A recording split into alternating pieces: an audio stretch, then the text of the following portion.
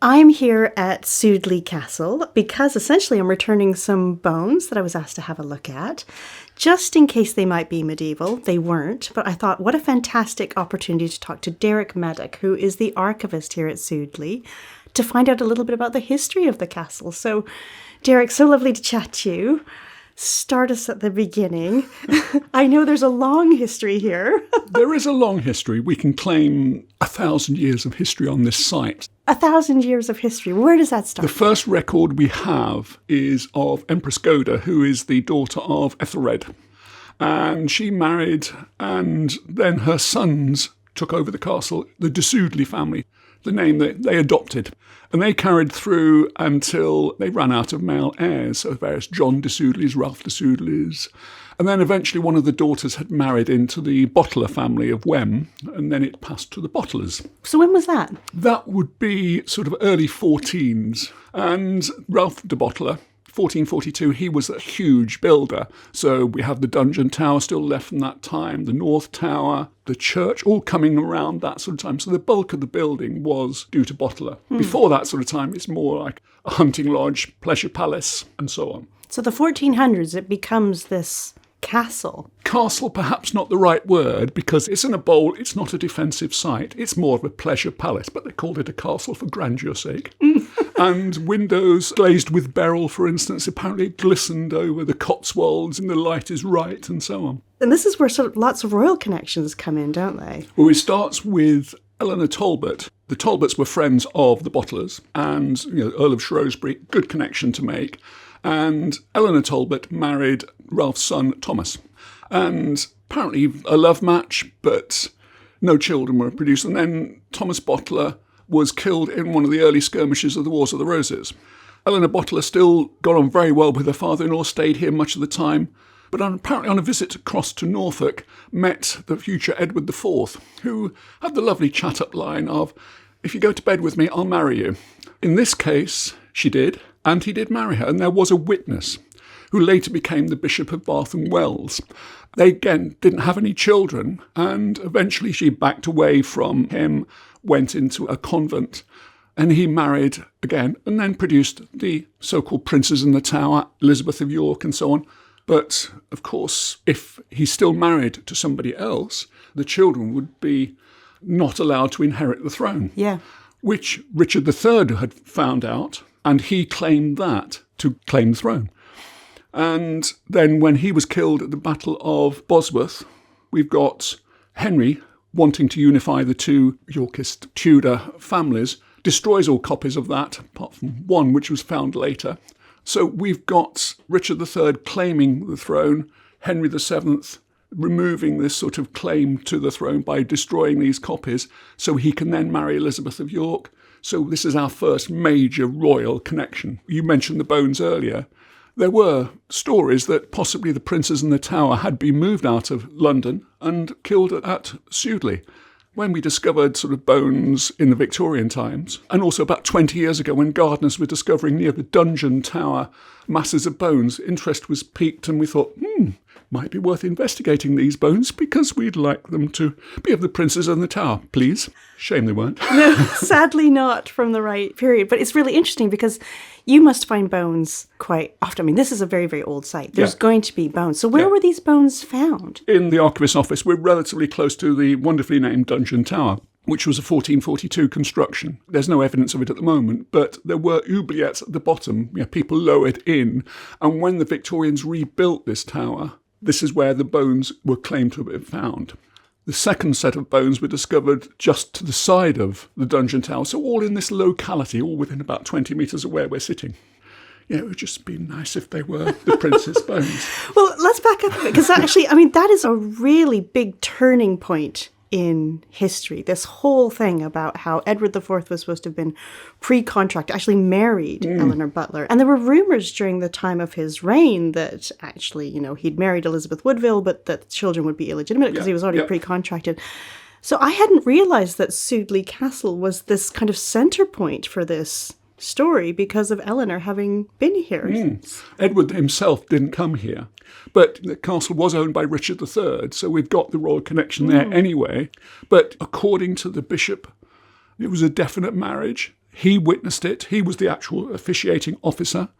Edward tries to back away from it at a later time, but this bishop talks to Richard of Gloucester, and also his brother, George of Clarence, had been told about this. So as far as they were concerned, this was a true story. Therefore, Elizabeth Woodville's children are illegitimate. Therefore, they cannot inherit the throne. Therefore, Richard has the right to the throne. Once Edward dies, Richard of Gloucester becomes Richard III. And Richard actually owned the castle previously, didn't he? Because didn't Edward IV give Richard the castle during the Wars of the Roses? Yes, it was given to Richard. He then at some point swapped the castle with Richmond, but then took it back again.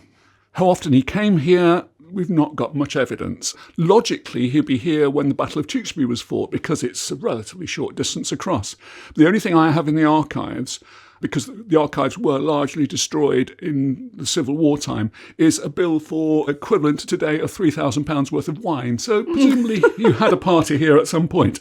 So isn't he supposed to have built part of the castle? The so-called banqueting tower, which divided the castle, was around that sort of time, and it's believed Richard III certainly contributed to that. We don't have a lot of proof. Okay, so Richard is killed at the Battle of Bosworth in 1485. What happens then? Henry VII claims the throne, and his reward for his services, the Duke of Bedford, is given possession of Sudeley. It then passes through various Tudor hands. Henry VIII certainly visited here with Anne Boleyn in the early stages of their romance. It's a possibility that elements of the dissolution of monasteries were planned here. Thomas Cromwell stayed at Winchcombe Abbey, which is less than a mile from here. Henry visited with Anne Boleyn. We have a modern copy of his expenditure. There's definite proof that he did stay here. And also the Seymours become heavily involved. So we've got on to the end of Henry's reign. He marries Katherine Parr.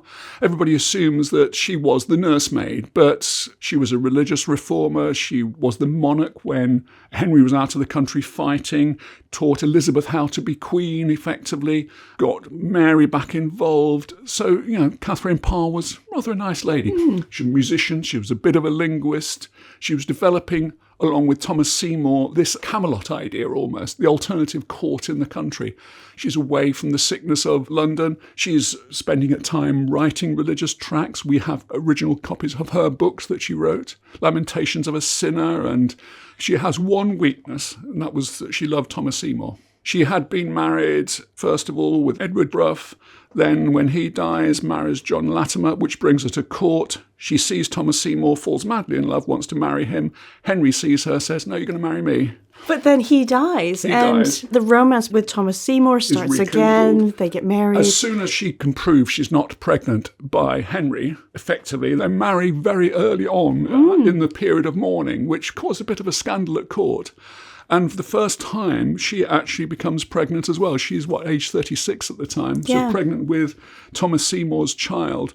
But Seymour was a schemer. He was out for power because by now we've got Edward VI on the throne, little 9-year-old, and Henry wanted a council to look after.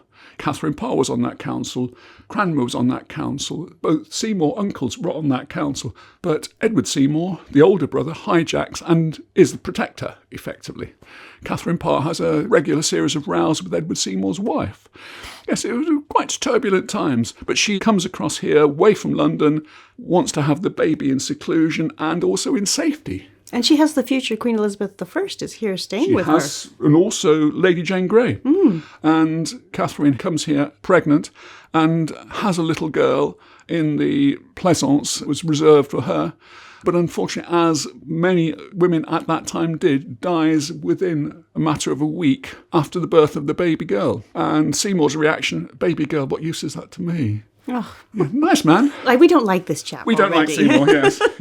As you guess, Sudeley is not very keen on Thomas Seymour, but we like Katherine Parr. But Catherine's then buried here. Catherine is then buried here in the first proper Protestant rites of a royal person. So she's buried here. There's no sort of ornamentation. There are candles just to see by. There are collections, but the collections are made for the poor, not for the church or anything like that.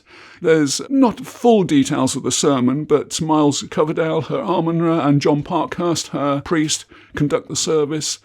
Seymour by now has disappeared. He's in London trying to get power in a different way.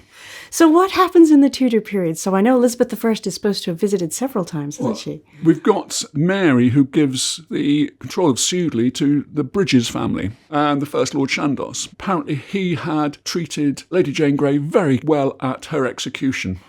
He's very sympathetic towards her as he cuts her head off. And he's given the control of Sudeley. And Elizabeth comes here 3 times. The big one is in 1592, part of her progress as a 3-day party here. So Elizabeth I is here, and then obviously she passes away and the crown then goes through the Stuart line. Yeah, it's then a constable running it. So although it's technically, I suppose, still crown property, well, we've got the Bridges family in control. The third Lord Chandos had bankrupted himself hosting this 3-day party where it rained continually. Oh no. In those sort of days, the progress is designed to keep the nobles in control, effectively. So virtually they bankrupt themselves to bring the Queen here in the hope that they are going to get something out of it. Something tangible. It's a gamble. And his gamble fails because it rains continually, despite all the presents he gave her. So then we get progressing into the Stuart time and into the Civil War. Gloucestershire is probably, by and large, a parliamentary county. We've got Bristol, then part of Gloucestershire, Gloucester, big ports that have to be controlled. So there's a lot of parliamentary power here. The Bridges decides to go in the side of the king. Prince Rupert is billeted here quite often. The king visits as well. So surprise, surprise, it's been a target 2 or 3 times for attacks. There were 2 sieges, and eventually Sudeley is captured. And after the first siege, the parliamentarians left, then the royalists re-inhabit. So therefore, second time they capture it, they decide to slight it. And I've got the accounts of labourers from the Forest of Dean, stonemasons, carpenters, demolishing the place, not just randomly destroying it, demolishing the place.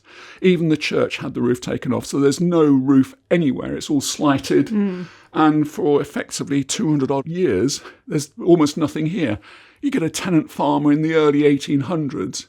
The only royal connection we can claim in that sort of period is George III.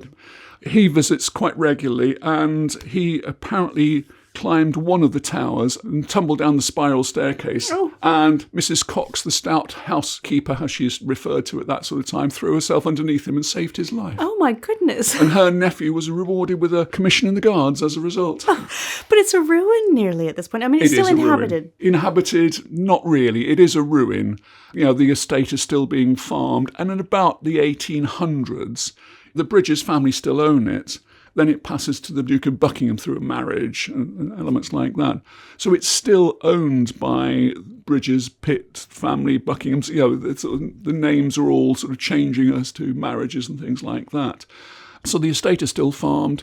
And at one stage, the Duke of Buckingham decides that they're going to rebuild the castle. So they employ John Soane to do so, and they look at the prices and they say, no, thank you, and try and sell it. There is a tenant farmer on site by this time, so the one little section is re-roofed, and he also runs a pub here called the Castle Arms. So we've got 1809, no chance of Duke of Buckingham affording this, and then, my dear, trade family buy it. How can a trade family buy it? So the Dent family, who are wealthy glove makers from Worcester, and the Dent firm still exists today, buy the estate first, and then 1837 buy Sudeley and proceed to rebuild. By 1840, it's inhabitable, and they spend a lot of their remaining years here. It's been hugely rebuilt. During the Victorian period, you have this real revival of Sudeley. You can see the difference between the big towers, which they didn't take down, and the sections in between. They're about a metre high, some of the sections. So you've got a lot of rebuilding. They didn't rebuild everything. If you think of a figure of 8 with the corners squared off, that's what Sudeley used to look like in the 1440s. They decided not to rebuild the banqueting hall, and they decided not to complete one little section of the outer walls. Instead, they put a yew tree hedge there, and they crenellated that. There are, I suppose, 2/3 of the original shell was reconstructed, and the banqueting hall, which is the romantic ruin. So tell me about Emma Dent, because she is one of the quite famous inhabitants of Sudeley Castle, and quite a lovely character. The 2 Dent brothers were both bachelors, nobody to inherit, so they pass the castle to John Coucher Dent. Then he marries Emma Brocklehurst. She comes from a wealthy silk family in Macclesfield. So we've got a glove family and a silk family making a trade marriage made in heaven. So they are very, very well-off family. And Emma then proceeds to rebuild the castle in terms of historical remnants and things like that. So, for instance, 1842, there's the Strawberry Hill sale. A lot of things that relate to the history of Sudeley are available there. So that's been bought. And John Coucher Dent acts as the Dent brothers' agent. So we have a wonderful painting of the Tudor succession. It's one of these allegorical paintings showing Henry passing the sword of state to Edward with Elizabeth looking on. They're standing on the carpet, which represents the Church of England. And we've got Mary with Philip of Spain off the carpet on the side. There's also copies of original Holbeins made by George Virtue. If you think of The Mirror and the Light, Wolf Hall and so on by Hilary Mantel, the Virtue paintings look as if they have been used by the costume designers. There's a superb sort of 20, 30 images there of people from the Tudor court. And then Emma carries on buying anything that fits the history of the location. She encourages archaeological research. She pays for 2 Roman villas to be excavated, pays for money to be given towards the Winchcombe Abbey restoration, puts a lot of money towards Bella's Nap, a Neolithic long barrow. She regularly invites the people of Winchcombe into Sudeley to look at her treasures, her possessions and things like that. She builds schools, lots of money goes towards almshouses, church at Gretton, about 3 miles away from here, completely built on her instructions. So huge amount of philanthropy. And then she also buys things that she loves, not things that were fashionable, but eclectic elements. Tiger teeth that killed Lieutenant Dagnall. And of course, lots of textiles, samplers. Eclectic barely does justice to what she has collected. When you actually look at the legacies from her, today's money, we're talking 3.6 odd million given to charities, to servants, to almshouse inhabitants. Every child in Dent School got a £0.50. Every teacher got £1. So, very, very sort of philanthropic and seems a very nice lady. So who owns the castle now? Well, at the moment, Lady Ashcombe. Now, she married Mark Dent Brocklehurst. I had 2 children, Henry and Molly. Mark Dent Brocklehurst died aged 40-odd. 2 young children, but she decides to keep the castle and then takes a lot of advice from people like the Duke of Bedford and opens the castle as a thriving concern, and it's still open 9 months of the year ever since. Lots of people are really enjoying the sort of visits to Sudeley at the moment, so it's one of these things that appeals to everybody. So I think that's the thing about Sudeley. It's incredibly beautiful. It's this little hidden gem that people don't necessarily know about. It's got this incredible history and then these lovely little kind of stories around it and wonderful things that you can come and see here. There's something that will appeal to virtually everybody. So tell me about you, because you are the archivist at Sudeley Castle. What an amazing job. How did you come to be here? Part-time archivist, I should stress, but I was a teacher for 38 years. I started off with PE and history, always gradually intending to move into history, and then sort of ran the history department at Cheltenham College Prep School and came here as a volunteer. And talk about right place at the right time. I walked into the CEO after about 2 weeks and I talked to all of his kids. And he said, "Do you want a job?" So I'm now the part-time archivist. I've been here 8 years, and my task has been to digitalise the system and involve researchers and sort of try and expand the knowledge of Sudeley in terms of the archives. Because although the archive was roughly catalogued in the 80s, it's not really sort of been developed beyond that. So we're trying to expand it and sort of show what we have got, and it's fascinating. Derek, I cannot tell you, it has been such a pleasure to talk to you. Thank you so much for your time.